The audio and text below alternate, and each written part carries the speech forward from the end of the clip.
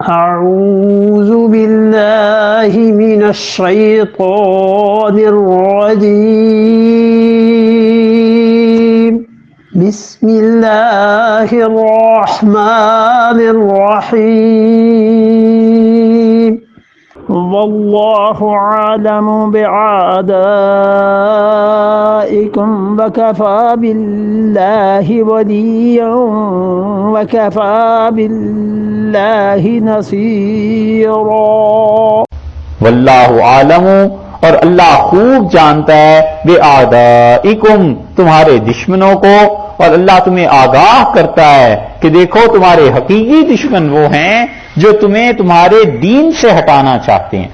اور اسی سے یہ بات نکل آئی کہ کوئی بھی آدمی خواہ وہ مسلمان ہی کیوں نہ ہو کسی کو دین سے ہٹاتا ہے تو وہ اس کا دشمن ہی ہے، وہ کوئی دوست نہیں ہے۔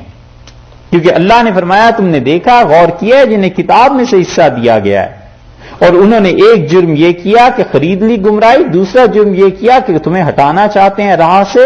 واللہ عالم بِأَعْدَائِكُمْ، اللہ خوب جانتا ہے تمہارے دشمنوں کو، دشمن وہ ہے جو دین سے ہٹائے۔ وَكَفَى بِاللَّهِ وَلِيًّا، اور اللہ بس ہے تمہاری حمایت کو، پرواہ نہ کرو، خدا کے دین پہ جمے رہنا، اللہ کافی ہے تمہاری حمایت کو۔ وَكَفَى بِاللَّهِ نَصِيرًا، اور اللہ کافی ہے تم لوگوں کا مددگار، مدد اس نے کرنی ہے، اس کو مانو۔ اور ایک ترجمہ یہ کیا گیا ہے کہ لَمْ تَرَ إِلَى الَّذِينَ أُوتُوا نَصِيبًا مِنَ الْكِتَابِ، تم نے ان لوگوں کی حالت پر غور کیا جنہیں کتاب میں سے ایک حصہ ملا ہے، یعنی پڑھنے کی توفیق ملی ہے، عمل کی نہیں۔ پڑھتے ہیں، عمل نہیں کرتے، عمل کرنا انہیں نہیں ملا۔ اپنی حالت پر بھی ہم غور کر لیں کہ ہم تو پڑھتے بھی نہیں ہیں، مطلب سمجھ کے نہیں نہ پڑھتے، تو پھر ہم کس درجے میں ہوئے؟